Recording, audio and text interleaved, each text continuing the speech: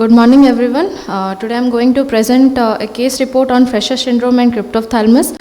I have no financial interest. Fresher syndrome or cryptophthalmus syndactyly syndrome is a rare genetic disorder characterized by ocular and multiple systemic malformations at birth. The ocular malformation commonly being reported is cryptophthalmus. It is inherited in an autosomal recessive pattern. The first reported case of FS syndrome was by Jehender et al. And the classification of cryptophthalmus into complete, incomplete and abortive type was done by Francois et al. The incidence of this syndrome is very rare, which is 0.043 per 10,000 live-born infants and 1.1 in 10,000 stillbirths.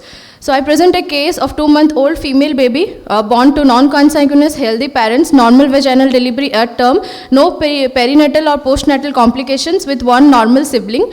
On examination, it was noted on the right side that the eyelashes and the eyebrows were absent. Bilateral temporal hair was growing towards the upper eyelid. There was complete cryptophthalmus on the right side with a missing eyelid and a palpebral fissure, and anomalous extension of the skin from forehead to cheek, completely covering the right side of the eye.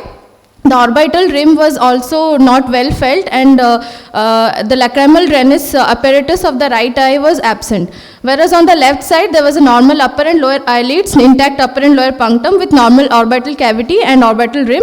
And on further examination, a flat nose with a wide depressed nasal bridge was found, and with partial cutaneous syndactyly found between third and fourth fingers of both hands, associated with umbilical hernia, and the external genitalia were hypoplastic and non-identifiable labia majora with prominent clitoris.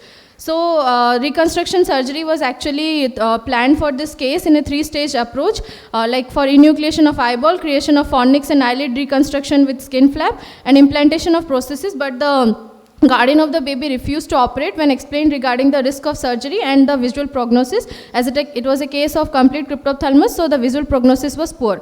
The findings in our case were compatible with the diagnosis of Fresher syndrome according to the diagnostic criteria proposed by Thomas et al., which consists 2 major and 1 minor criteria, or 1 major and 4 minor criteria. So the major criteria found in our case was cryptophthalmus, cutaneous syndactyly and abnormal genitalia, whereas the minor criteria was found to be congenital malformation of the nose and umbilical hernia.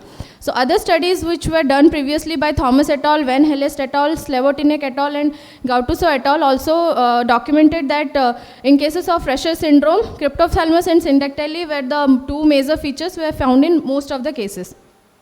The consanguinity, which is usually reported in 15 to 24.8% of cases in most of the studies, was not found in our case. The genetic background was like FRESH1 gene, FREM2 gene and GRIP1 mutations. The age of onset of this disorder is usually antenatal and neonatal, so it can be diagnosed before birth by ultrasound and fetoscopy at 18 weeks of gestation.